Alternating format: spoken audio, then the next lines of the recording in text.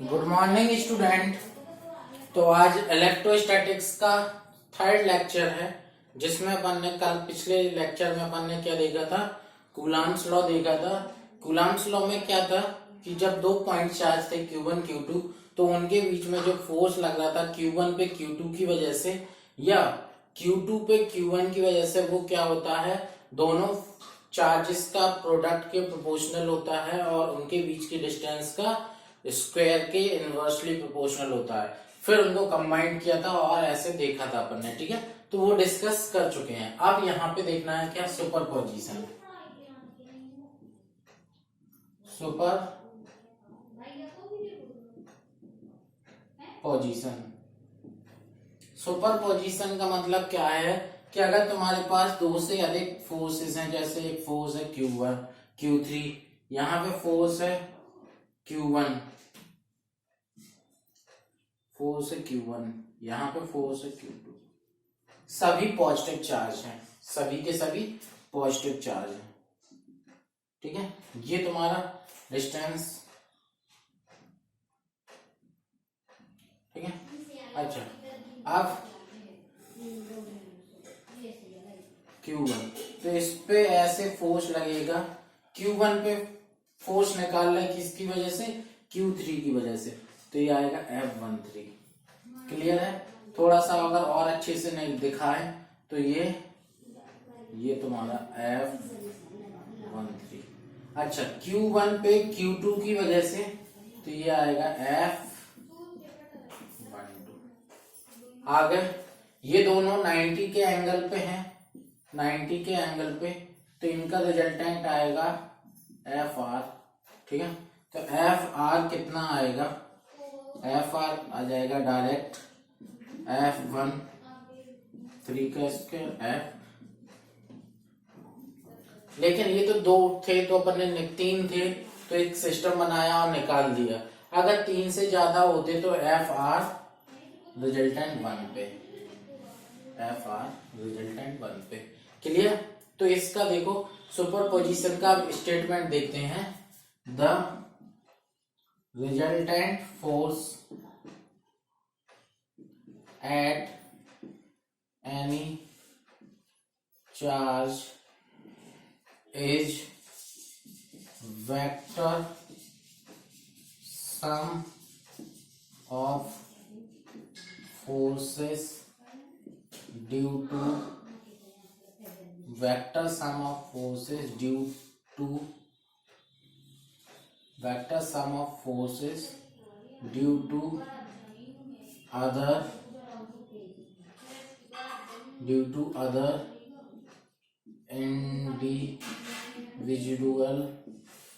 individual charges।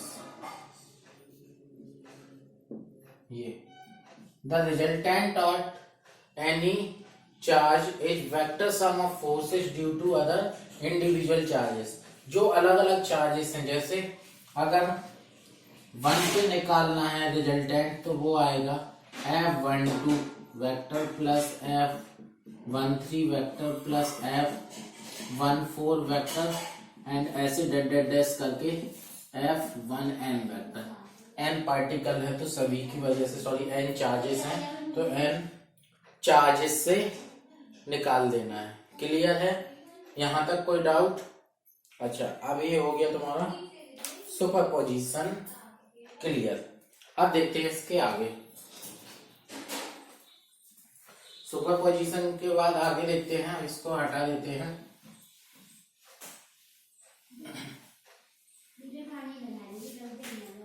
Super position के आगे देखो, इसके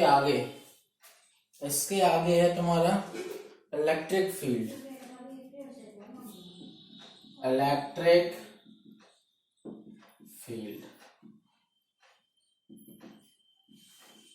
इलेक्ट्रिक फील्ड होता क्या है वो समझते हैं सबसे पहले। कि सपोज करो, इलेक्ट्रिक फील्ड समझते हैं, पहले डेफिनेशन हम लिखा देते हैं तो वो निकालते हैं। देखो क्या होता है, a force acting on unit positive charge, unit positive charge is called electric field. It's called electric field. A force acting on a unit positive charge is called electric field. और अदर वे में देखा जाए, the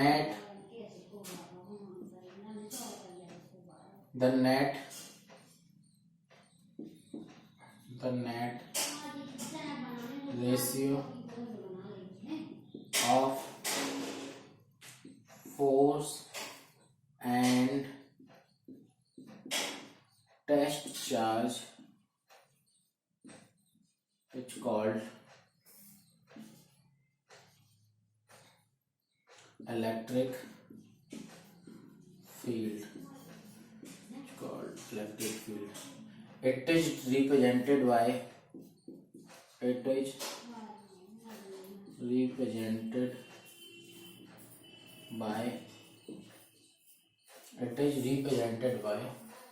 capital E. तो देखो अब समझना, capital जैसे देखो कैपिटल E पे फोर्स लग रहा है और टेस्ट चार्ज कितना है, Q नॉट क्या है तुम्हारा, टेस्ट चार्ज. तो जो तुम्हारा टेस्ट चार्ज पे फोर्स लग रहा था और उसी को अगर टेस्ट चार्ज से डिवाइड कर दिया जाए तो वो तुम्हारा क्या बन जाता है, E बन जाता है. तो इलेक्ट्रिक फील्ड आ गया. हम इसी की यूनिट देखें तो न्यूटन पर कूलम. कितना होता है, न्यूटन पर कूलम.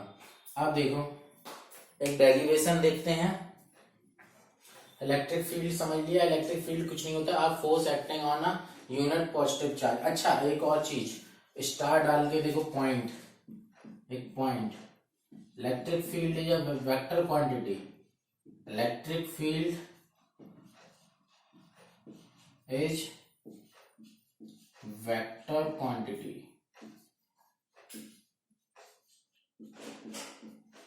इलेक्ट्रिक फील्ड क्या होती है, एक वेक्टर क्वांटिटी. अच्छा सो वेक्टर क्वांटिटी है तो डायरेक्शन शो करना पड़ेगा. तो the direction of electric field is in direction of force, direction of electric force. Electric force की डायरेक्शन में ही क्या होती है, इलेक्ट्रिक फोर्स की जो डायरेक्शन होगी वही डायरेक्शन होगी इलेक्ट्रिक फील्ड की. क्लियर है, यहां तक कोई डाउट? अच्छा यहां तक हो गया हो तो हटा दें, नोट कर लो, फिर आगे देखते हैं. नोट कर लो.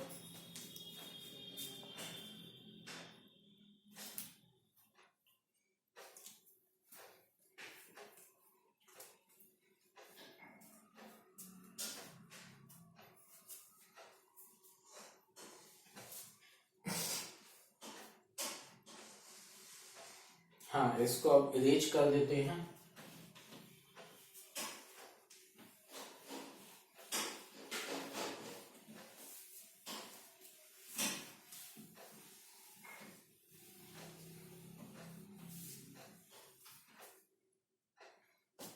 हाँ अब देखो, अब देखते हैं, हेडिंग डालते हैं इलेक्ट्रिक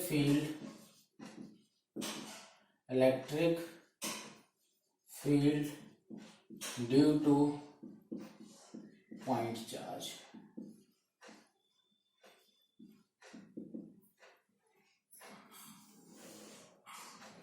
सपोज करो यहाँ O पे ये पॉइंट है O, यहाँ पे चार्ज रखा हुआ Q, इसकी वजह से तुम्हें इलेक्ट्रिक फील्ड निकालना है. कहाँ पे, पॉइंट P पे. ठीक है, तो यहाँ पे कितनी डिस्टेंस कंसीडर किया, R डिस्टेंस कंसीडर किया. यहाँ पे चार्ज रख दिया Q नॉट. कितना चार्ज रख दिया, Q नॉट. तो देखो हेडिंग क्या डली है, तो अपन को क्या लिखना पड़ेगा, लेट अस कंसीडर. तो ये सब लिख लो, let us consider that at point P, at point O, the charge is Q. The charge is Q. Now we find out electric field at point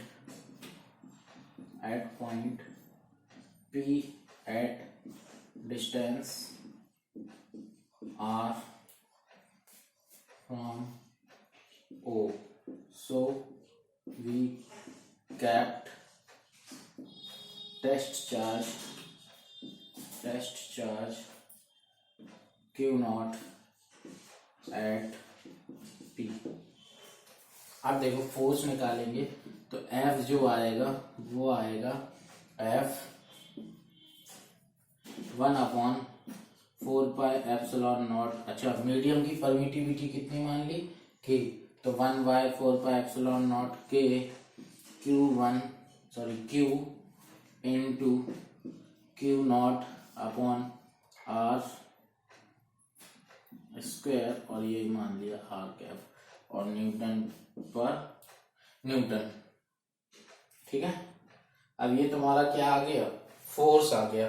force जैसे ही तुम्हारा आ गया तो इलेक्ट्रिक फील्ड कैसे निकालेंगे, तो इलेक्ट्रिक फील्ड क्या होती है F/Q नॉट, तो इलेक्ट्रिक फील्ड कितनी आ जाएगी 1/4πε0 K और Q/R का स्क्वायर R कैप और न्यूटन पर कूलम। तो ये आ गया तुम्हारा इलेक्ट्रिक फील्ड। यहाँ तक कोई डाउट? इलेक्ट्रिक फील्ड निकालने में कोई डाउट हो तो बताओ, वरना आगे देखें। इलेक्ट्रिक फील्ड निकाल लिया, इसमें कोई डाउट हो तो बताओ, वरना आगे देखते हैं।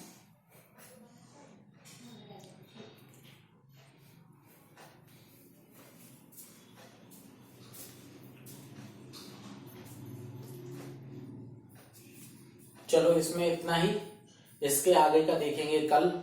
तब तक के लिए अपना ख्याल रखें, ठीक है।